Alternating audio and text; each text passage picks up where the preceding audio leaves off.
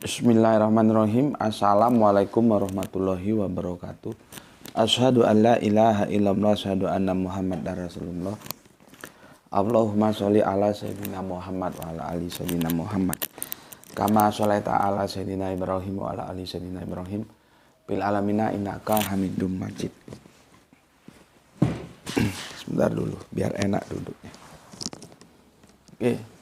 Sebelumnya kita panjatkan dahulu doa kepada Gusti Allah Agung untuk saudara-saudara kita yang telah memberikan sholawatnya kepada channel dakwah ini, sehingga channel ini dapat dengan setia selalu eksis hadir dalam ruang-ruang diskusi kalian semuanya dimanapun kalian berada. Tentu dengan sebuah harapan, insya Allah sholawat itu akan menjadi catatan langit amal soleh bagi mereka dan keluarganya kelak, dan insya Allah akan terbalaskan dengan balasan yang lebih baik lagi. Ya. Kemudian untuk seluruh pewer terkasihku dimanapun kalian berada, di mancanegara, di dalam negeri, aku ucapkan terima kasih atas apresiasinya. Semoga selalu always dan tidak pernah never tetaplah bertumbuh menjadi satu pribadi tangguh, yaitu anti skip dan anti download. Bagi yang berkenan silakan saja di-share, tapi linknya ya. Jadi jangan diunggah setelah dicolong videonya dan kemudian dipotong-potong gak karuan. Ya. Aku tidak kasih izin untuk hal-hal yang demikian. Berikutnya semuanya aku nggak bisa sebutkan satu persatu. Matur thank you, terima kasih atas doa baiknya untukku dan keluarga. Dan semoga kebaikan itu juga tercurahkan bagi kalian semua yang mendoakan. Ya, sebagai sesama saudara muslim kita saling mendoakan dalam kebaikan. Oke, kita lanjutkan kajian kita ya. Sekarang masuk seri yang keempat.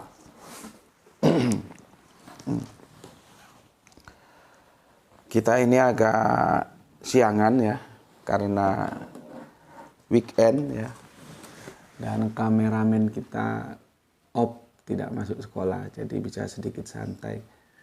Yang biasanya hari-hari biasa itu ba'da subuh langsung tancap karena mau berwaktu ya, supaya tidak wanhar lagi. Jadi itu tidak diwanharkan lagi. Ya.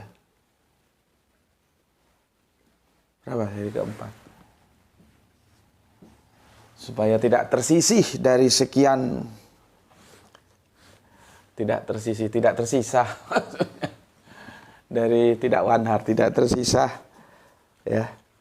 Sisa itu sebetulnya apa sih bedanya ya? Tidak tersisa dari sekian apa teman-temannya ya. Artinya bisa masuk perguruan tinggi. Ya, tentunya yang jalur yang tidak perlu biaya banyak. Nggak tahu sekarang istilahnya beda-beda. Ada yang bidik misi, ada yang ini, itu nggak tahu lah ya. Sudah supaya tidak terwanharkan, tersisihkan, menyisihkan ya. Tapi ya terserahlah. Yang penting berusaha ya. Oke, seperti yang aku sudah bilang, ini sedikit siang ya, karena kameramennya libur hari ini bertepatan dengan weekend. Aku kemarin sudah sampai seri ke-4. Hari ini berarti kemarin seri ketiga. Kita sampai di sini ya kemarin ya. Ini sebetulnya aku perlukan, tapi nanti kita tulis ulang lah ya, supaya mudah untuk diikuti ya. Ini aku hapus dulu.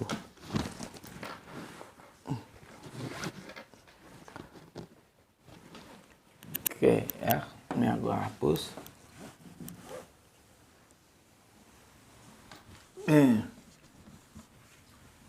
Ini sehingga kalian bisa tahu ya dari apa-apa yang telah aku jelaskan.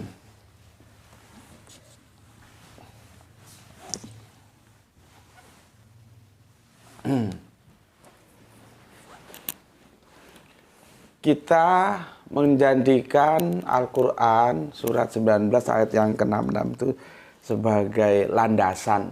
Ya. Pesawat terbang itu kalau dia take off atau dia mau landing itu perlu landasan. Kerangka berpikir dalam sebuah diskusi juga begitu. Ya, dia perlu landasan. Maka untuk memberikan sebuah penjelasan di surat 19 yang 71 itu yang sering disalahgunakan oleh kafir, ya, menuduh umat Islam itu pasti masuk neraka, ya. Kita menggunakan Quran surat 19 ayat yang ke-16 sebagai landasan berpikirnya, ya. Perikopnya sudah jelas, ya. Itu membagi antara orang yang taat dan orang yang ingkar. Alhamdulillah, khususnya yang ngaji secara sistematis, ya, otak-otak kalian itu sudah terbuka. Maka bagi yang otaknya masih mampet, coba diikuti itu pesan dari Gispati, pasang otak. Ya, supaya nggak geblek, ya, supaya nggak geblek. Di sini ini masalah otak, ya, bukan masalah-masalah yang lain. Aku minum dulu. Bismillahirrahmanirrahim. Sejak dahulu kala itu sudah ada orang yang nggak percaya gitu loh, ya. Mati ya mati aja. Mana ada orang bisa hidup lagi. Setelah kita mati urusan selesai. Itu ada dan itu dipotret. Dalam kitab suci itu dipotret. Ya. Yang jadi masalah ketidakpercayaan mereka itu tetap aja berlangsung setelah para nabi menjelaskan apa yang ada tertera dalam kitab suci. Kehidupan ini bukan hanya kehidupan di dunia. Bisa diikuti ya penjelasanku, ya. Dan itu polemiknya menjadi landasan kita untuk mengkaji bersama, yaitu surat 1966, ya. Ini menceritakan sebuah, katakanlah, ketidakpercayaan kelompok akan kehidupan sesudah mati, ya. Jadi baginya mati ya sudah, habis mati, nggak ada urusan gitu, ya.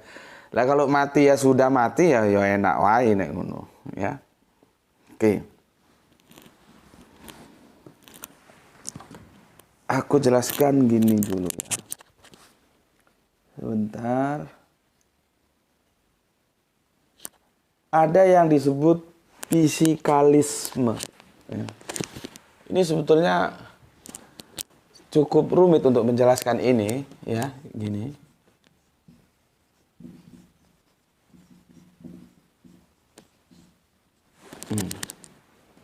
Fisikalisme, ya. Apa sih fisikalisme itu? Fisikalisme itu kan era kekinian, kalau era keduluan tuh ya ini. Ini kan berawal dari fisikalisme. Mereka hanya berbicara fisik. Fisiknya habis ya sudah. Padahal kalau kita tahu, ya, ada benda gitu aja lah, ya. Apa gitu? Apa enaknya apa ya? Benda gitu aja lah, ya. Benda. Ini nanti si Erni mungkin lebih bisa menjelaskan ini, karena dia kan guru fisika, ya. Erni Satriani. Kamu itu Erni atau Rini tuh? Aku kadang-kadang bingung. Ya. Ini kan terbagi dua ini. Ada yang fisik,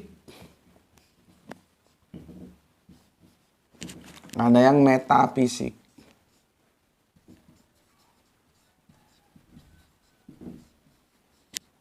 Nih. Ini mungkin kalau yang nggak ngikuti secara runut bingung ini, ngapain jelasin fisik, metafisik, ini kan pelajaran sekolahan di kuliahan.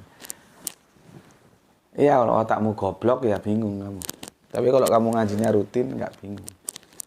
Justru inilah penjelasan-penjelasan dengan metodologi seperti ini. Coba kamu cari, ada di tempat lain cara menjelaskannya seperti ini. Kalau ada tolong ngasih tahu aku. Ya, kalau ada tolong kasih tahu aku.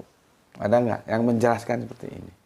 Memang kalau dilihat sekilas nggak nyambung, ya. Padahal ini itu menjelaskan ini. Cuman ini era keduluan, ini era kekinian setelah dunia modern, ya. Masuk dalam penjelasan bahwa noun atau benda itu terbagi dua, ada yang fisik, ada yang metafisik. Tapi faktanya di dunia lapangan tidak begitu. Ada orang yang hanya percaya fisik only. Itulah yang disebut fisikalisme. Mereka tidak percaya terhadap hal-hal yang metafisik.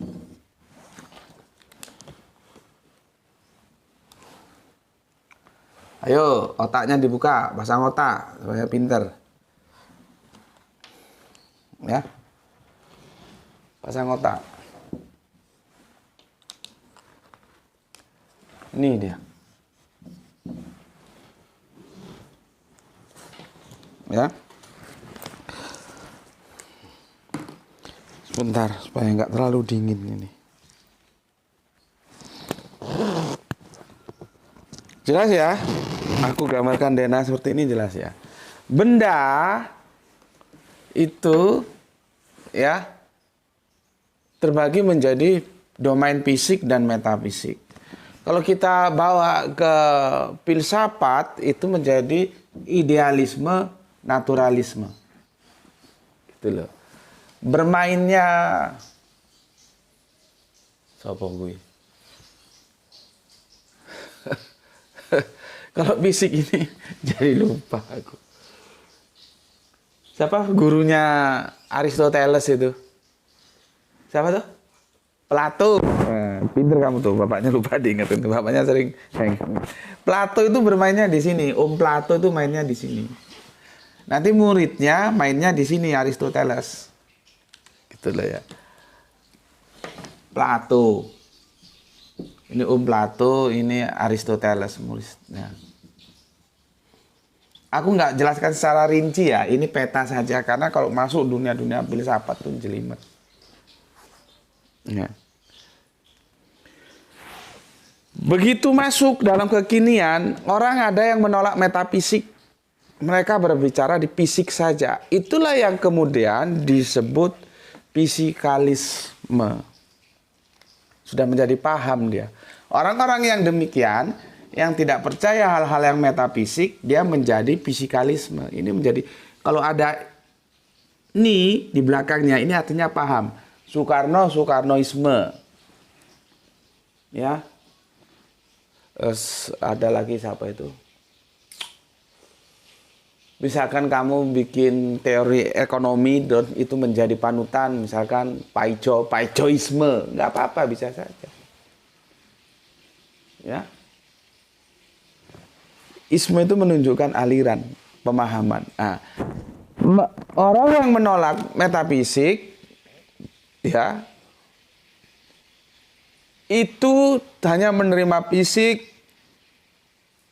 maka disebut fisikalisme. Apa sih fisikalisme itu? Orang tidak percaya. Seperti ini digambarkan surat 1966. Mati ya mati aja, apa urusannya? Ya, apa urusannya? Mati aja gitu. Ya. Oke. Jelas di situ ya, fisikalisme. Terus siapa? Fisikalisme itu siapa? Yang Stephen Hawking, yang paling gampang itu Stephen Hawking. Sebentar, aku takut salah tulisnya. Iya betul, Stephen Hawking ya. Stephen Hawking nih ya, di sini ya. Stephen itu ya tulisannya. Stephen ya. Stephen Hawking. Ini yang paling populer. Ini fisikawan nih. Ya. Stephen Hawking. Ini termasuk fisikalisme. Dia nggak percaya ada kehidupan setelah kematian. Mati ya mati, selesai. Tapi aku nggak begitu tertarik dan tidak begitu mengikuti. Ya karena nggak tertarik, tidak mengikuti. Sebetulnya kalau Stephen Hawking ketemu gue ya gue bikin kelar dia. Gak ada urusan mau dia ahli apapun, gak ada urusan. Karena basicnya apa? Aku akan menggunakan basic kitab suci. Gitu ya. Jadi tidak semuanya terukur secara fisik, ada yang metafisik. Ya ini juga kamu ngerti nggak artinya meta? Ya, jangan-jangan aku ngomong meta-meta kamu goblok orang-orang. Meta itu dibalik, gampangannya gitu loh. Dibalik itu bukan berarti ini terus dibalik begini, gini dibalik, enggak. Jadi ada yang fisik, ada yang dibalik fisik, behind screen. Itulah ya, behind screen. Nah, orang-orang fisikalisme itu dia hanya memperhitungkan apa yang ada di depan hidungnya saja. Ya, depan hidungnya saja. Sesuatu yang bisa terukur. Hal-hal yang metafisik, hal-hal yang dibalik fisik, mereka tolak. Jadi yang bisa terukur aja. Ya, di antara fisikalisme itu yang terkenal Stephen Hawking, tapi aku tidak begitu tertarik sehingga tidak mengikuti. Ada sesuatu tokoh yang tertarik, aku cari-cari lupa, aku udah baca lama itu. Itu dia siapa namanya? Juga orang pinter juga dia, cuman nggak sepopuler ini. Makanya kan aku pernah ngomong sama kalian, orang semakin saintis itu ada dua kemungkinan loh, bisa teis, bisa ateis. Jadi tidak serta-merta kalau dia saintis dia menjadi lebih teis, enggak. Ada kemungkinan justru ateis. Ini kan saintis nih Stephen Hawking. Terus satu lagi di sini. Ini kalau nggak salah dia profesor atau apa gitu. Jadi kisahnya begini. Dia termasuk fisikalisme ya. Dia sudah jenuh dengan ya katakanlah apa ya? Mungkin bahasanya jenuh ya. Sudah bosan dengan kehidupan dunia dan dia mau mati. Mau mati dan dia mau apa ya tuh ya, dibunuh secara, kan ada istilah kedokterannya itu, dibunuh bukan anestesia. Jadi dia minta disuntik mati gitu loh. Apa tuh, ada istilah kedokterannya. Orang yang minta disuntik mati, coba cari itu apa istilahnya. Orang yang minta disuntik mati itu apa? Dia minta disuntik mati. Ya, dia sudah jenuh, ya mungkin gelar sudah dia dapat, profesor ekonomi sudah dapat, semua kehidupan anak cucu itu sudah dapat, bahagia. Kehidupannya bahagia dia. Makanya kan orang itu kalau sudah mendapatkan semua yang diinginkan, itu akhirnya ya jenuh juga dia. Maka hippies, bedakan antara hippies di luar negeri sama hippies di dalam negeri itu beda. Gue dulu waktu masih mahasiswa begitu. Ini hippies mana ini? Kalau hippies di dalam negeri itu memang benar-benar kere dia. Jadi pakai celana sobek-sobek, nggak mampu beli yang bagus ya karena duitnya nggak ada, dan gue pernah ngalami itu. Jadi hippies kita begitu. Kalau hippies di negara-negara yang ekonominya sudah maju itu karena kejenuhan, apalagi sudah. Semua dia dapatkan, gelar, kehormatan, harta kekayaan. Terus kan gue sudah bilang, Kurva normal kan gini. Ya. Orang berusaha mencapai puncak. Mencapai puncak, jalan gini. Kalau dia sudah di puncak ini masih ingin jalan lagi, dia sunatullah, hukum alam, dia akan turun lagi. Ke sini lagi. Ini kan kurva normal ini. Kan begini. Kebenaran juga di sini. Kalau kita sudah mendapatkan kebenaran, maka kalau dilanjutkan lagi dia justru nggak benar. Berhenti di puncak. Puncak ini adalah kebenaran. Ya. Kalau tentang kehidupan, puncak ini ya sudah kenyamanan. Dia berusaha untuk, kita kan begitu semua ya, berusaha untuk mencapai puncak, untuk mendapatkan kenyamanan hidup. Setelah di sini juga akhirnya nanti ya bosen lagi, mau ke sini lagi. Jadi hipis-hipis di negara-negara barat yang ekonominya mapan itu bukan hipis karena kere seperti kita. Ya mereka sudah bosen di sini, ke sini lagi dia. Ketemu Le? Belum? Ya, eutanasia. Pinter kamu Le. Ojo goblok ya. Bapak nggak ngerti dibantu. Ya, Le dieja Le, sebentar Le. Profesor ini minta apa? U T H A N A Eutanas sudah deh. Gini sih ya. Nah ini profesor ini minta di eutanasia. Nah, gitulah gampangnya ngomong ya. Kalau kurang-kurang pas ya mohon dimaklumi karena bukan orang medis ya. Nanti ada saudara kita yang dinas di Madiun itu medis dia ya. Profesor ini sudah mencapai puncak kehidupannya. Semua dia sudah miliki. Terus ngapain lagi? Sudah bosan gue, jenuh. Akhirnya dia minta di eutanasia. Tetapi negaranya itu tidak mengizinkan. Eutanasia itu nggak diizinkan. Akhirnya, nah ini loh, aku kan sering bilang, mungkin kalian bilang, mungkin menurut kalian itu guyonan, padahal ini serius. Ya, di dunia ini nggak ada yang gratis. Kemarin baru kita bahas surga dan neraka itu nggak gratis. Sama-sama perlu biaya. Lah kalau sama-sama perlu biaya kok milih neraka itu kan geblek kayak itu. Bukan goblok lagi, geblek. Jadi geblek itu lebih goblok lagi itu. Seperti go menjadi wen. Goblok menjadi geblek. Ya. Jadi nggak ada yang gratis dalam hidup ini. Ya. Mau mati aja dia harus bayar. Akhirnya aku baca ini ya karena menarik. Perjalanan dia akhirnya dia mau eutanasia di negaranya. Seingatku Australia. Ini ahli biokimia atau ahli apa gitu yang berhubungan dengan pertanian juga ini ya. Cuman tidak sementereng Stephen Hawking ini kan. Tapi juga mantap punya ini ya. Dia mau minta eutanasia di negaranya nggak ada izin eutanasia. Akhirnya dia rogoh koceknya, dia pergi ke negara mana yang ada di Eropa untuk melakukan eutanasia.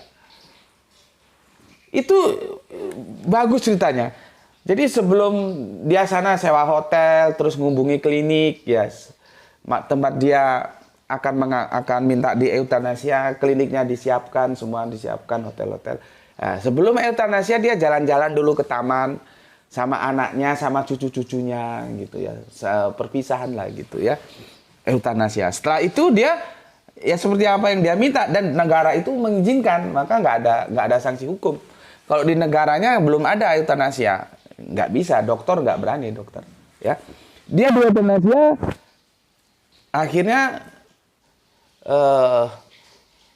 setelah selesai dibakar, dijadikan abunya ini yang oleh keluarganya dibawa pulang ke negaranya. Itu dia habis biaya banyak loh. Ya, berapa dia harus terbang dari negaranya ke negara yang bisa melakukan eutanasia ini? Sewa hotel, sewa dokter. Jadi mau mati aja tuh pakai duit. Nggak ada yang gratis. Kalau bahasa kita mau dikubur saja pakai duit. Nah, ini profesor ini termasuk ini. Gitu loh.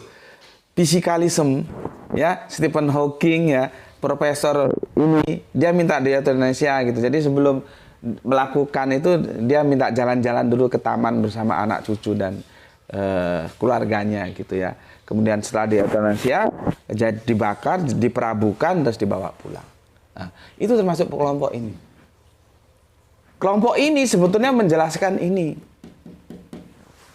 Karena mereka pendekatannya fisik saja, tidak berbicara apa yang dibalik fisik, ruh, jiwa,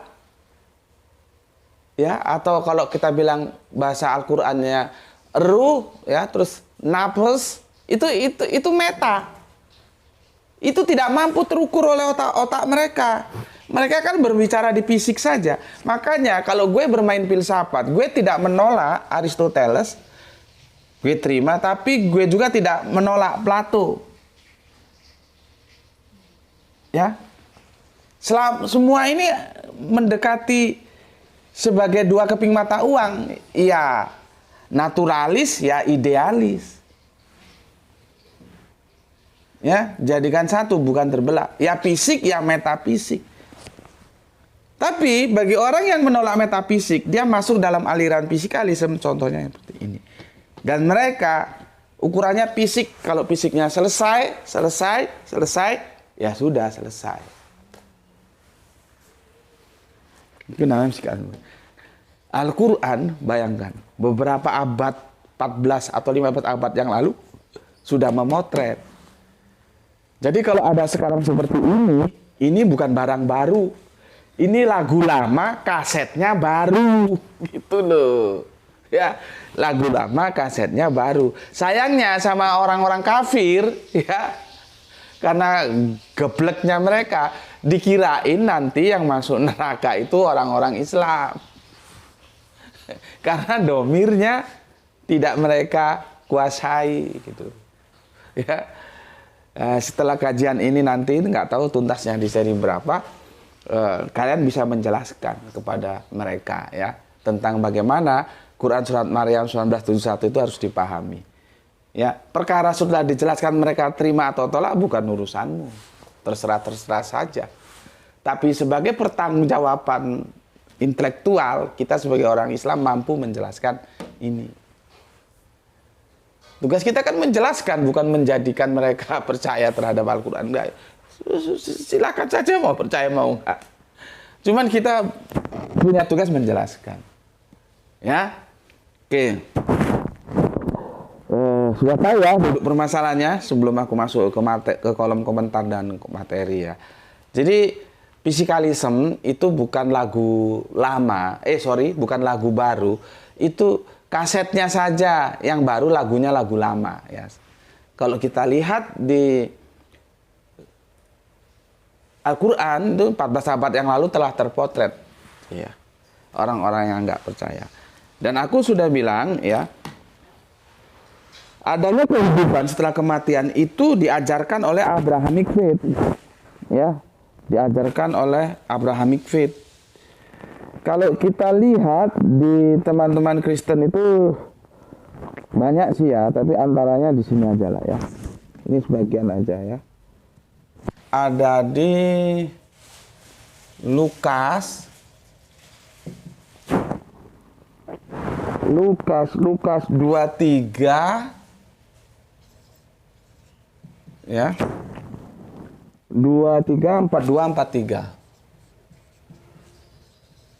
Ya. Sebentar. Lukas di 23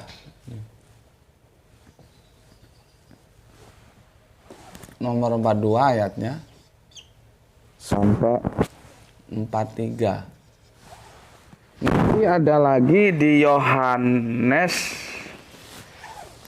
Ini yang aku tulis saja ya, nanti kamu cari sendiri. Tentunya bukan hanya ini saja ya. Di Yohanes 11, 25, 26.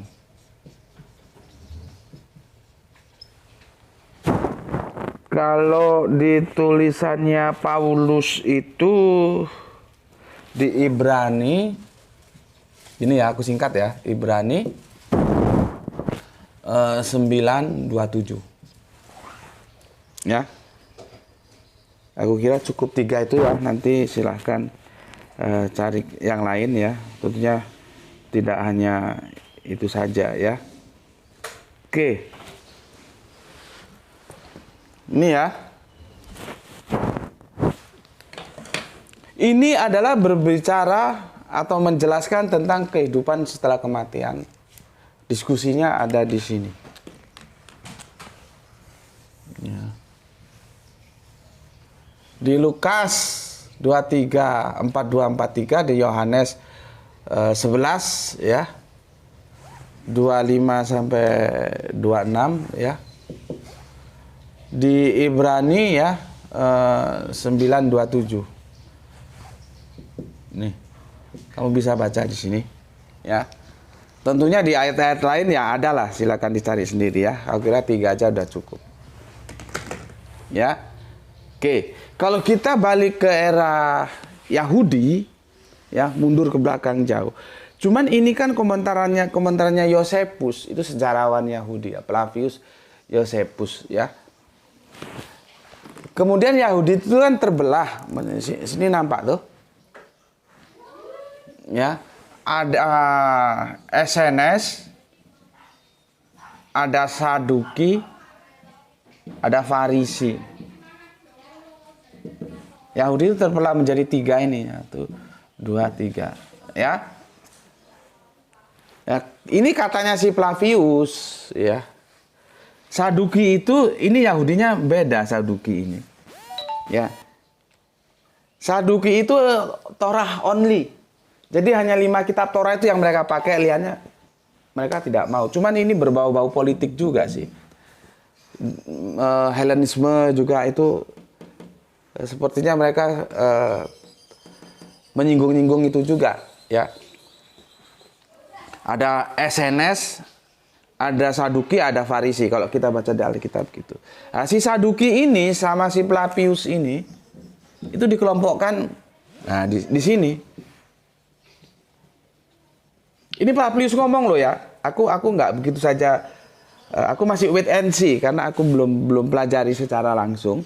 Cuman kalau menurut si Flavius ini kan cukup kredibel di kalangan akademisi Kristen, ya. Flavius Yosepus, ya nabinya lah gitu kira-kira. Nabi sejarah tapi. Jadi apa saja yang dia tulis mereka anggap suatu kebenaran yang absolut. Kalau menurut aku yang enggak. Absolut itu hanya milik Allah, ya. Ya bisa benar bisa salah si Flavius. Makanya di sini aku wait and see. Kalau dia mengelompokkan Saduki ini, Yahudi Saduki ini, itu di fisikalisme ini. Yang gue agak berat menerima bagaimana Saduki menjadi fisikalisme. Karena kan mereka menerima Torah. Torah itu kan juga mengajarkan kehidupan setelah mati. Ada Nabi Musa, semua para nabi begitu. Ya, lah kok ini sama Flavius di kelompok Saduki itu nggak percaya kehidupan setelah mati. Yang ya polemiknya di sana lah ya. Ini sekedar informasi aja, nanti kalau mau kita bahas tentang Saduki ya kita perlu menggali lagi lebih dalam, tapi nggak di sini, ya. Oke, sudah aku jelaskan ya, ada fisikalisme, yaitu merupakan lagu lama sebetulnya, kasetnya baru, itu sudah dipotret jauh-jauh hari, 14 atau 15 abad yang lalu, mundur ke Nasrani jauh lagi, mundur ke Yahudi jauh lagi, penyakit seperti ini sudah ada. Dalam rangka itu loh sebetulnya ini menjelaskan. Orang yang zolim, orang yang taat, ya, orang yang membangkang. Gitu loh. Yang masuk neraka yang mana? Ya kalau sudah tak bagikan 2 seperti itu, masa nggak ngerti. Jadi bukan orang Islam semua masuk neraka, gitu ya. Jadi ada grup gerbong taat, ada grup gerbong pembangkang, gitu loh, ya.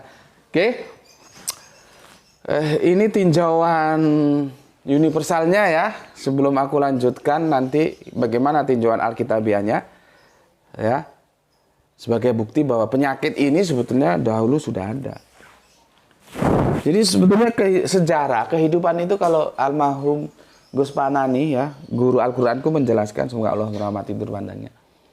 Sejarah itu sebetulnya pengulangan saja. Gitu ya.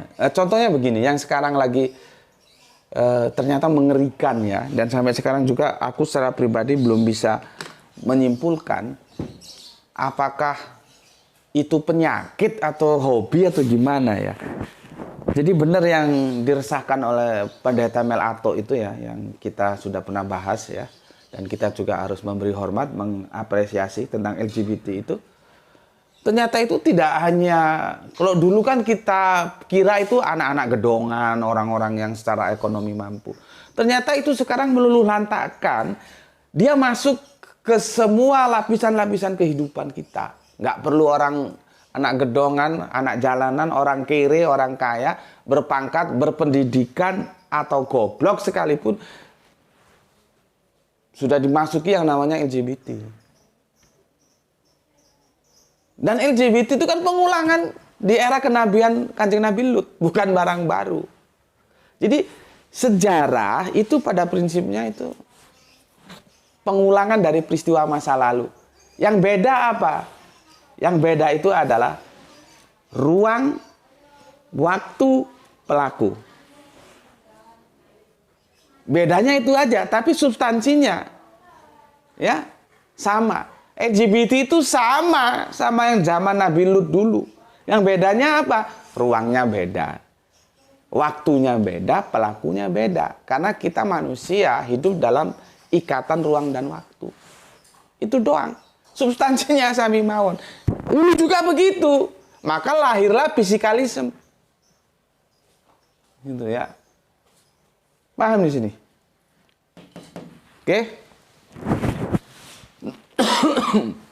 Sebelum kita lanjutkan, aku bacakan dulu komen yang masuk ya. Bismillahirrahmanirrahim.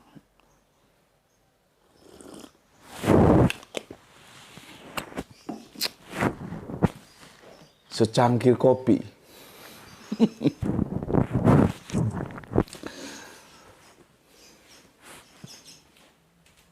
Komen yang masuk dari kalian semua aku bacakan sebagai bentuk apresiasiku, rasa hormatku kepada kalian. Oke, pertama kepada Kang Rasmono. Assalamualaikum, waalaikumsalam warahmatullahi wabarakatuh. Bengkulu hadir selalu, mantap. Maaf baru sempat komen. Bicara surga dan neraka itu adalah hasil dari perbuatan yang dilakukan oleh setiap orang. Apabila seseorang beriman yang hak dan beramal yang baik, niscaya Allah memberikan rahmat berupa surga. Dan apabila seseorang itu beriman batil, niscaya Allah akan memberi azab neraka. Ya. Salam Isra untuk semua penggemar channel ini, terima kasih. Mantap. Kang Rasmono sekarang otaknya sudah nggak goblok ya, cerdas sekarang. Seneng aku. Jadi apa yang dikatakan Kang Rasmono itu benar adanya begitu, ya. Itu sudah menjadi kepastian, sudah menjadi takdir. Iman dan amal akan menentukan kita surga dan neraka. Itu semuanya rahmat. Yang mana? Yang jannah. Itu semuanya menjadi laknat. Yang mana? Yang nar. Ya sekarang pilihan kita. Mau milih menuju kemana langkah kehidupan kita, mau ke nar atau mau ke jannah. Ya, nggak usah khawatir lu salah alamat, selama iman dan amal lu bener, itu nggak akan salah alamat. Dan jangan juga berharap kamu akan salah alamat, ya. Enggak, kamu sekarang bajingan hidupmu, imanmu nggak beres, amalmu nggak beres, siapa tahu nanti masuk jannah. Nggak bisa. Stempel posnya itu sudah ditakdirkan sama Allah. Begitu juga iman amalnya baik, nggak usah khawatir salah alamat, nggak, stempelnya sudah jelas, posnya nggak keliru, jannah gitu ya. Oke, seperti yang dijelaskan Kang Rasmono ya, jadi ada rahmat itu apa? Pemberian. Laknat itu apa? Ya pemberian. Jadi kita masuk surga itu rahmat, bukan masuk surga karena rahmat. Bukan. Masuk surga itu karena iman dan amal. Masuk neraka juga karena iman dan amal gitu loh. Ya. Sampaikan sama ustadz-ustadz itu yang sering bicara, kita mau surga karena rahmat. Memangnya lu nongkrong diam aja terus dikasih rahmat sama Allah? Bukan. Itu bertentangan dengan Al-Quran justru kalau ngomong gitu. Apa hadisnya salah? Enggak. Yang salah ketika mereka memahami hadisnya keliru. Ya, sampaikan tuh sama ustaz-ustaz di YouTube itu. Kita masuk surga bukan karena amalan kita, tetapi karena rahmat. Lu ngajinya model apa kok gitu? Al-Quran nggak bilang gitu kok ya. Matur nuwun Kang Rasmono ya, sudah cerdas sekarang. Kita lanjutkan ini Kang Usman Kam Laisaragi. Dubai hadir Gus. Alhamdulillah aku sehat. Itu pula yang kami harapkan untuk Tuan Guru beserta keluarga. Amin. Berhubung hari ini free day, kami kebetulan liburnya mengikuti Arab seumumnya Gus. Jumat jadi bisa mengikuti ngaji lebih awal di menit ke-12. Salamku untuk para pendatang baru ataupun yang sudah lama. Saudaraku yang ada di channel ini, izin untuk para seniorku yang satu salam ABC, akur. Sekedar berbagi pengalaman ngaji di studi Al-Quran menurut Sunnah Rasul. Ini ya. Setelah mengikuti kajian selama 2 tahun, jadi 2 tahun itu 1989 sampai kelas 3 ya. Langsung dosen dari Jakarta, almarhum Bapak Kosasi, semoga Allah merahmati tidur panjangnya. Alhamdulillah aku tidak ngerti, aku bingung, aku tidak bisa tidur. Karena semua yang disampaikan bertolak belakang dengan dongeng yang sudah mengakar aku terima kala itu. Aku meratap minta kepada Allah, ya Allah, kalaulah yang disampaikan oleh guruku ini memang satu kebenaran yang hak dari ajaranmu, tolonglah ya Allah bukakanlah hatiku untuk memahaminya, ya Rob.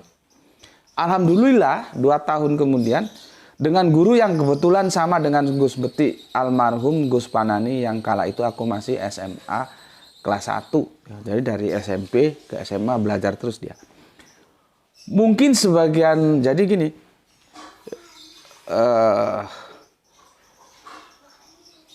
Laisaragi dulu belajar Al-Quran menurut Sunnah Rasul. Ya, dia lewat 2 guru, aku lewat 1 guru.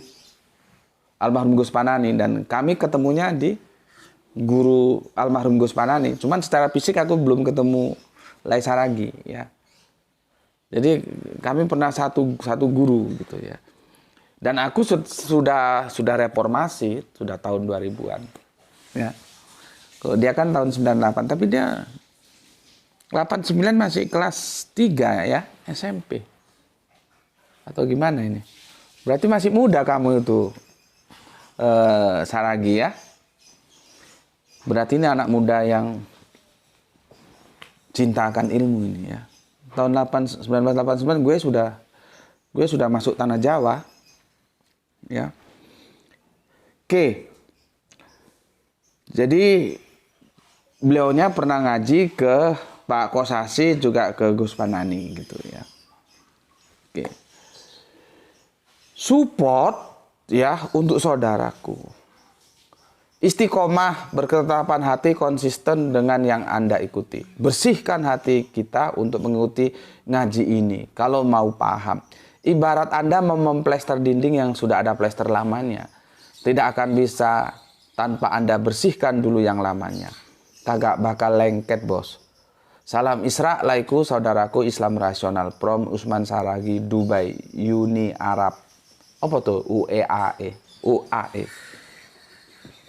Uni Emirat Arab. Oke, terima kasih lah ya. Itu berbagi pengalaman dari Kang Mas kita Usman Kam ya tentang menuntut ilmu, itu aku kira sangat baik dan bermanfaat bagi kita semua. Ya, karena kan sebelum kalian ngaji ke sini, kalian kan bukan gelas kosong. Gelas yang sudah berisi. Lah kalau isi dongeng mau diisi rasional, ya nggak ketemu. Maka yang dongeng harus dikasih keluar dulu, ini bisa ngisi. Kalau lay ini mengibaratkan plaster. Plaster yang lama nempel sudah. Mau ditempel plaster baru ya nggak bisa, itu harus dibersihkan dulu gitu. Oke, mau lo teh godang Tuhan munasudi ya teh lah ya. Oke, kita lanjut ke soleha kita Gispati. Alhamdulillah hadir Tuan Guru siap pasang otak. Nah, ini ikonnya Gispati. Pasang otak biar nggak goblok. Ya. Dan domirnya kepada orang yang zolim, bukan ke orang yang bertakwa. Dan itu sudah menjadi ketentuan yang sudah ditetapkan. Salam Isra semua saudaraku. Mantap. Ya, ini kalau pasang otak jadinya gini, ngerti dia. Ya. Terima kasih untuk 3 hati merahnya ya. Untuk Gispati ya, salam Isra juga untuk semua saudaraku yang ada di Palu. Oke, mantap. Kita lanjutkan Kang Hermana Nata Wijaya. Assalamualaikum warahmatullahi wabarakatuh. Nyimak pagi yang cerah. Alhamdulillah. Salam Isra buat semuanya. Oke. Atur nuhun Kang Hermana. Kang Rasmas Nasmat. Bismillah. Makassar hadir Tuan Guruku. Mantap. Sehat selalu buat Tuan Guruku dan keluarga. Mewakili keluarga di Makassar. Amin. Amin ya rabbal alamin. Terima kasih saudaraku dan doa yang sama untukmu, untuk semua saudaraku yang ada di Makassar, dan salam Isra untuk kalian semuanya. Kita lanjutkan Kang Wahyudi. Aduh. Assalamualaikum Gus. Waalaikumsalam. Yang pasti masuk nar tentunya yang tidak taat menjalankan perintahnya. Contoh, perintahnya jangan makan ibab. Ibab itu tahu ya, bahasa Malangan itu tinggal balik saja. Itu prokemnya begitu. Ibab itu babi. ya, jangan makan babi, dilanggar. Perintahnya untuk bersunat, dilanggar. Dan masih banyak lagi. Alhamdulillah kita umat Islam yang taat pasti masuk jannah. Amin, amin ya rabbal alamin. Salam Isra untukmu saudaraku yang ada di Singosari, Malang. Oke, mumpung ada sunat ya, ada babi. Jadi begini. Aku kemarin mendapatkan penjelasan dari teman Yahudi. Ya, jadi cara pandang mereka terhadap kekristenan itu begini. Orang Kristen itu memposisikan kitab mereka, itu kan perjanjian lama kitab mereka loh. Ya. Makanya teman-teman Kristen sedikit kalau debat, oh itu Al-Qur'an itu apa? Mengcopy paste apa-apa gitu ya dari kitab kami gitu. Maksudnya dari perjanjian baru, perjanjian terakhir itu Al-Qur'an ya. Kan sering komentar-komentar gitu. Dan itu kan sudah aku jelaskan ya, karena itu berdasarkan dari satu sumber yang sama semua kitab dulu itu. Ya. Tapi teman-teman Kristen tidak pernah berpikir, kalian bukan hanya mengcopy paste tapi mengambil. Bahasa halusnya kan mengambil. Nah, sekarang kalau mengambil paksa itu apa namanya? Kitabnya orang Yahudi gitu. Ya, kitabnya saudara kita Yahudi. Mereka sebetulnya nggak terima, tapi apa daya, sudah diambil. Akhirnya dalam kekristenan ada perjanjian lama, ada perjanjian baru. Gitu loh. Ya. Ini teman-teman Kristen yang sering ngomong Al-Qur'an itu mengcopy paste dari perjanjian baru, kamu lihat bagaimana yang kamu lakukan terhadap perjanjian lama itu bukan kitab kamu. Kalau mau dipahami secara parsial begitu. Tapi kalau aku kan memahaminya holistik. Dan itu videonya sudah aku bikinkan bagaimana penjelasannya. Semua berdasarkan dari satu sumber yang sama. Gitu. Nah, menyangkut ini yang disampaikan oleh Kang Wahyudi, masalah babi, dilarang makan babi. Orang Kristen makan babi, disuruh sunat, orang Kristen nggak mau sunat, gitu ya. Meskipun ini sebetulnya Kristen yang dimaksud mainstream, artinya ada juga Kristen yang nggak mau makan babi, ada, gitu ya.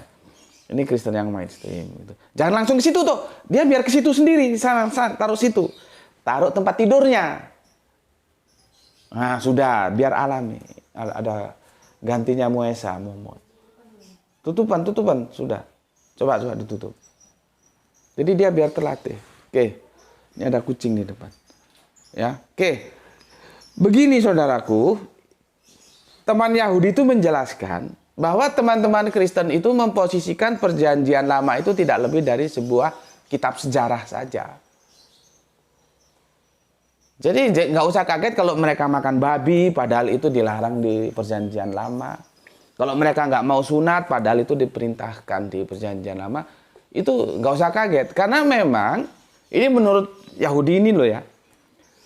Kristen itu memposisikan perjanjian lama itu hanya sekedar sebagai kitab sejarah gitu. Ini penjelasan dari teman Yahudi ketika memotret kekristenan. Aku sampaikan ke kalian begitu, ya, mensikapi apa yang disampaikan oleh Kang Wahyudi tentang kenapa nggak mau sunat dan makan babi. Gitu.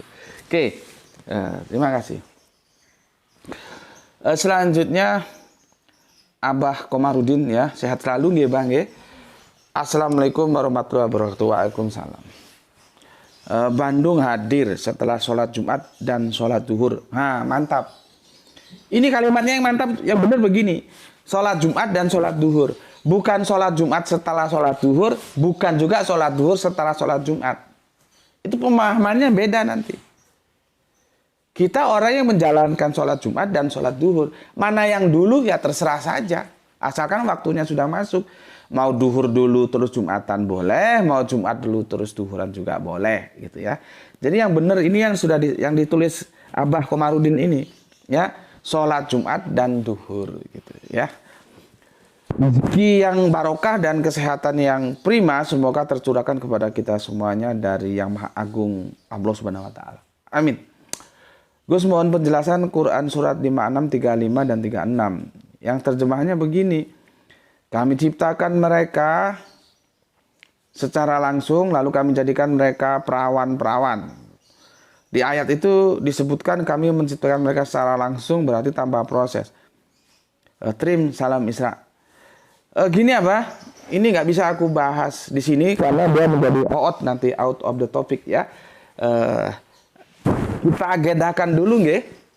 Kita agendakan, nanti kita bikin videonya tersendiri. Kalau aku lupa nanti silahkan ditagih lagi. Nggih, Abah Komarudin nggih.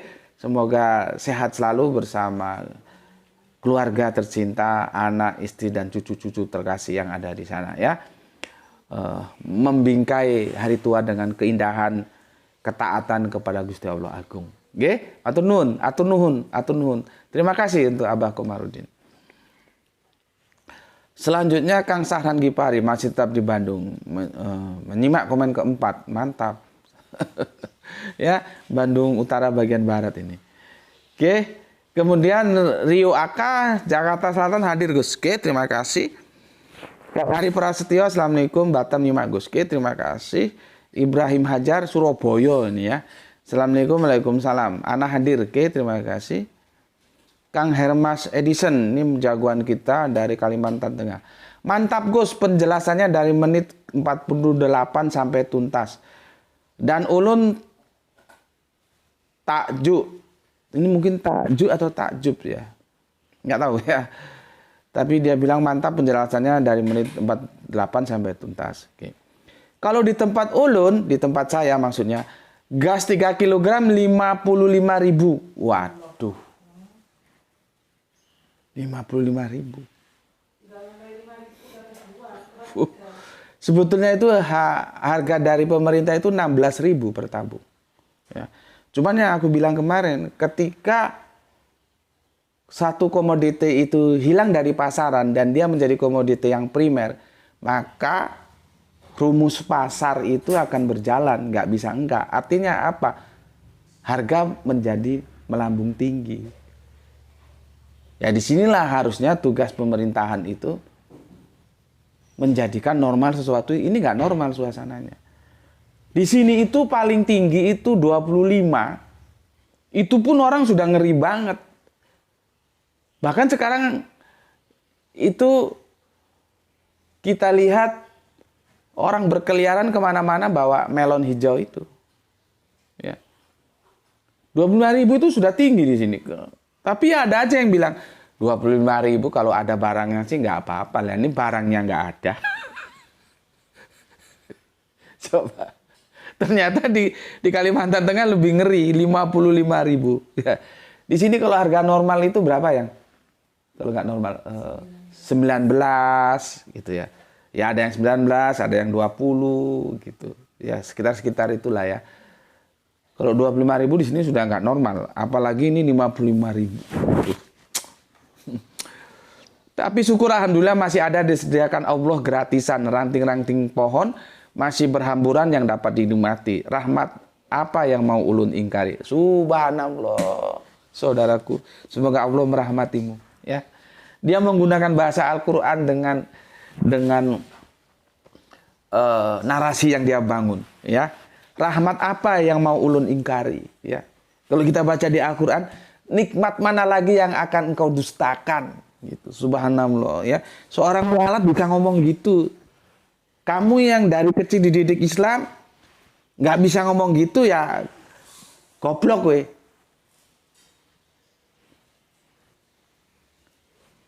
Ini mualaf aja bisa ngomong begini. Rahmat apa yang mau ulun ingkari? Ya. Karena dia mau belajar, kuncinya di belajar. Kalau mau studi, insya Allah kita bisa jadi paham Al-Quran.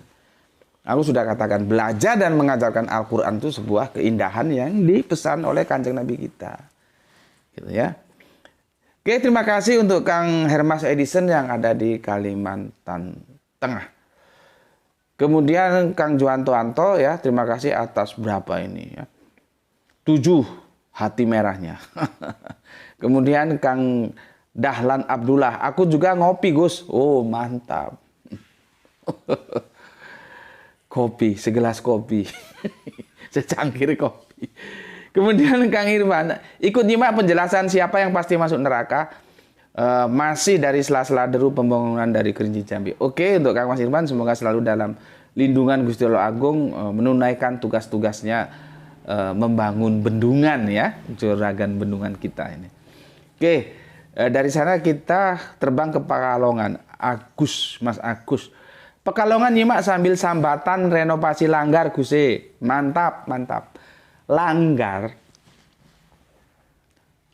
itu dalam lidah Islam, khususnya Jawa. Kalau orang-orang yang perspektifnya Barat Tengah itu nyebutnya musola. Ya, kalau aku sering nyebut langgar karena lidah Jawa itu begitu. Langgar. Tapi jangan lupa, langgar itu ada pergeseran dari S ke L. Kan aku sudah pernah bilang ya, ketika Islam masuk ke Nusantara, Nusantara itu bukan gelas kosong. Sudah ada Hindu, Buddha, ya, dan lain-lainnya. Ya. Nah, langgar itu berasal dari kata sanggar. Sanggar ya, tempat pemujaan juga. Sanggar. Gitu loh. Entah ini lidah Jawanya yang keliru, terus menjadi nama baru ya. S-nya jadi L. Langgar. Nah, awalnya sanggar dia, jadi langgar. Tempat pemujaan juga, ini juga tempat pemujaan. Bahasa Barat Tengahnya musola. Gitu. Ya. Langgar. Aku cakap, ayo ke langgar sholat gitu ya. Tempat pemujaan ya. Terima kasih untuk Kang Agus yang ada di Kota Batik, Kota Pekalongan. Semoga renovasi langgarnya cepat selesai dan cepat digunakan. Ya, oke, atur nuhun. Kita lanjutkan ke soleha kita, Rini Satriani. Demak Fis habis senam Gus. Senam ya. Jadi gue ingat, gue dulu itu ketika ada undangan ngisi kajian tuh biasanya seringnya itu kan kalau nggak Sabtu di Ahad pagi gitu ya. Biasanya ke Malang gue yang sering. Dari sini ke Malang itu ya 1 jaman lah kalau santai dan tidak macet ya. Itu aku berangkat biasanya itu jam 6 itu sudah berangkat naik sepeda gitu ya. Kan lewat perkotaan tuh. Ya. Ya di situ sudah banyak ada musik, ada biasanya ibu-ibu yang sering. Ya kaum Hawa lah ya, kaum Adamnya ya ada, tapi kok mayoritasnya sepertinya kaum Hawa. itu pada senam gitu ya, senam. Gue sih ya kagak masalah sih ya, gue hanya mikir. Senam itu kan orientasinya kesehatan jasmani. Ya. Yang gue pikir, itu manusia-manusia kaum Hawa itu pernah nggak? Bukan jasmani lu saja yang pingin disehatkan, tapi rohani lu juga pingin disehatkan. Gitu loh. Itu terbenak dalam hati sambil naik sepeda motor ini. Sekarang kan banyak orang terlena kesehatan jasmani. Sampai kita sekarang masih terngiang ketika aku masih SD dulu kan ada kalau olahraga itu namanya kesehatan jasmani gitu, ada diajari gitu dulu. Zamanku mainnya kasti, sekarang kasti sudah nggak ada ya. Tahu nggak kalian olahraga kasti? Kasti itu mungkin bisbolnya orang Indonesia ya. Kalau Amerika kan bisbol ya. Iya, yang dilempar bolanya seperti bola tenis. Itu kesehatan jasmani. Kita sejak SD nggak pernah diajarkan kesehatan rohani. Ya akhirnya lahir ibu-ibu seperti itu. Belum lagi kita berbicara pakaiannya.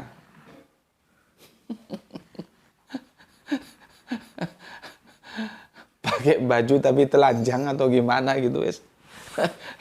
Kita bicara kesehatan aja lah ya, masalah pakaiannya itu terserah. Orang itu barang milik suaminya loh, kok bisa dipamerkan di umum itu otaknya apa otak geblek gitu. Itu barang itu haknya suaminya, dia pamerkan di depan umum dengan alasan kesehatan jasmani. Itu apa enggak otak goblok gitu. Ya, gitu juga kalau suaminya goblok ya tambah senang gitu. Lihat istrinya seperti itu. Ya, tapi itu lain kali lah kita bahas ya. Yang katanya berpakaian tapi telanjang gitu. Itu kan milik suaminya. Dia pamerkan ke publik gitu. Di situ saja sudah rohaninya sudah nggak jelas.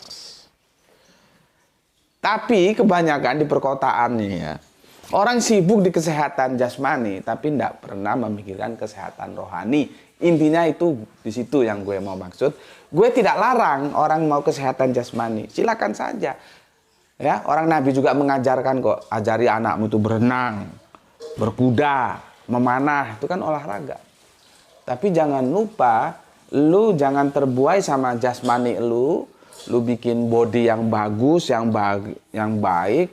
Kalau laki yang olahragawan, kalau cewek yang kutilang darat, ngerti kutilang darat?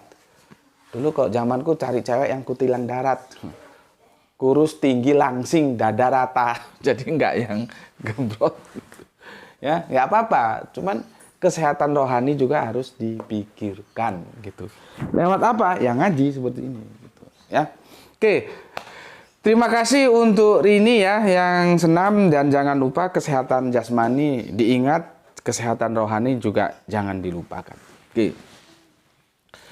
Kemudian Kang Mas Dahlan, jika ada yang bisa membuktikan fakta jelas bahwa hari kebangkitan atau surga neraka tidak ada, aku akan menjadi orang jahat dan berusaha menjadi orang terjahat, tersadis di dunia. Karena aku masih yakin ada surga neraka, terpaksalah aku tidak mau berusaha membiasakan yang benar dan bukan membenarkan kebiasaan. Mantap. Ini logika sederhana ini. Seperti aku bilang kemarin. Kalau hanya kehidupan setelah di dunia selesai, nggak ada tanggung jawab lagi. Ya orang akan semau-maunya. Koruptor itu, dia koruptor 48 triliun. Dia ambil yang 20 triliun. Yang 20 triliun untuk nyogok. Semua perangkat-perangkat hukum yang bisa menyasar dia sogok. Ini cangkemnya disogok ini. Berapa triliun. Sudah selesai. Aman. Untuk keadilan dunia. Lah kalau keadilan akhirat tidak ada, ya kan enak di dia, modar di kita sebagai rakyat.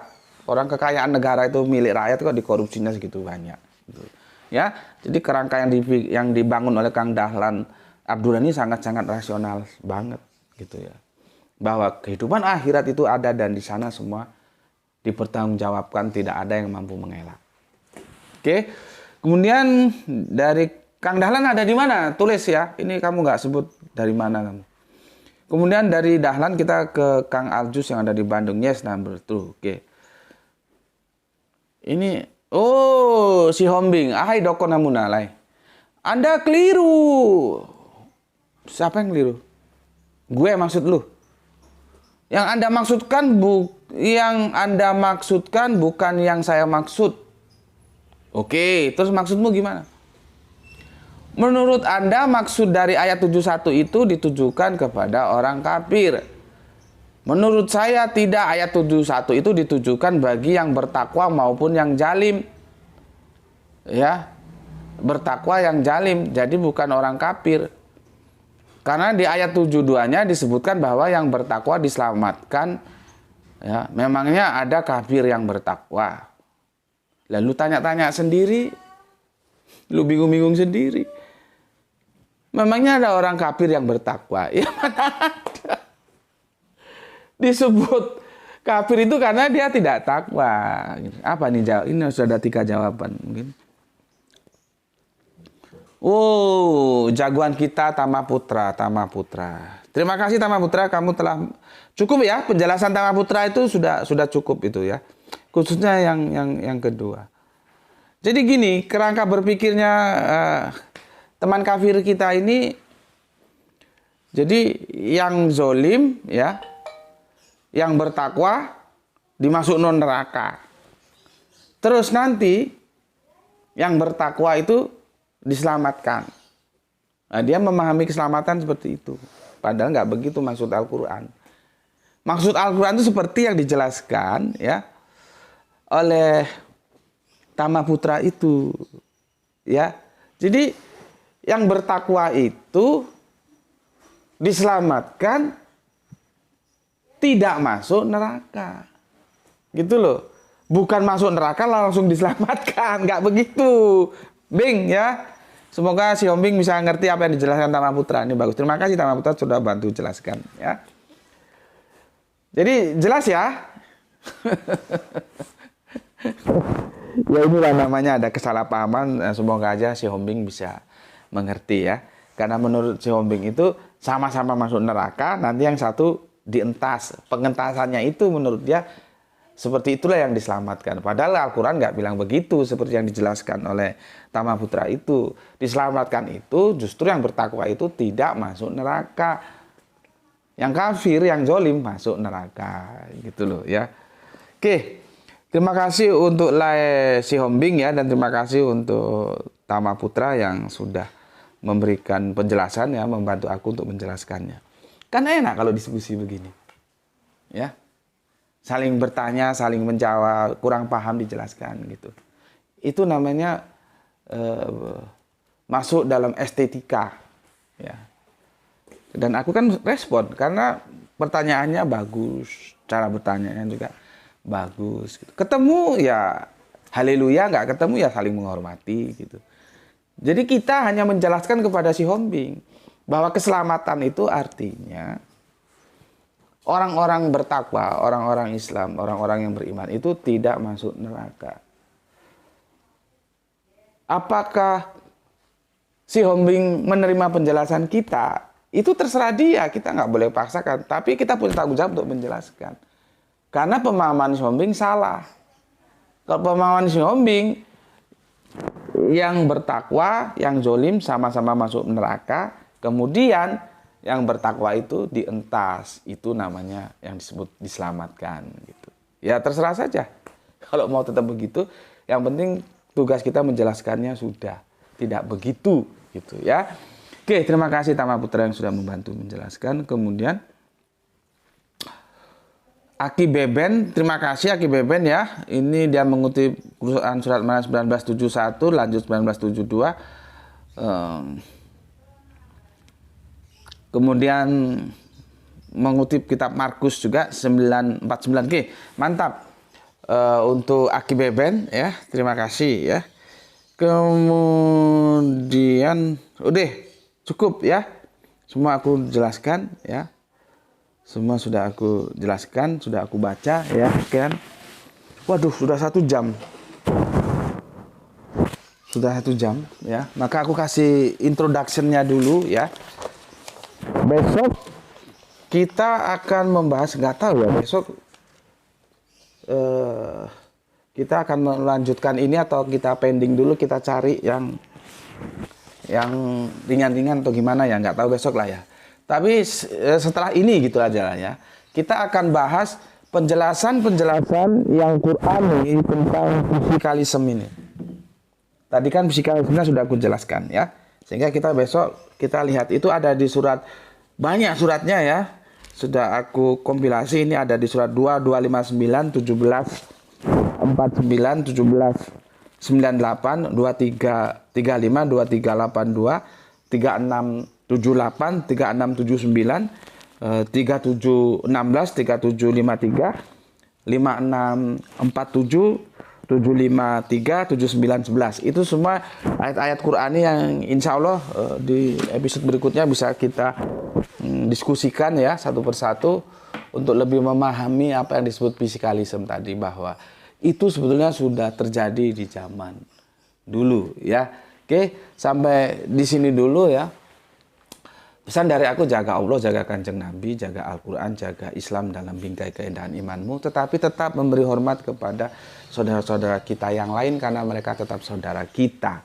Semoga mendapatkan keberuntungan ya, rezeki yang barokah dan kesehatan yang prima ya.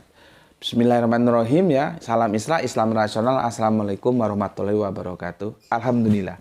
Matur nuwun, terima kasih.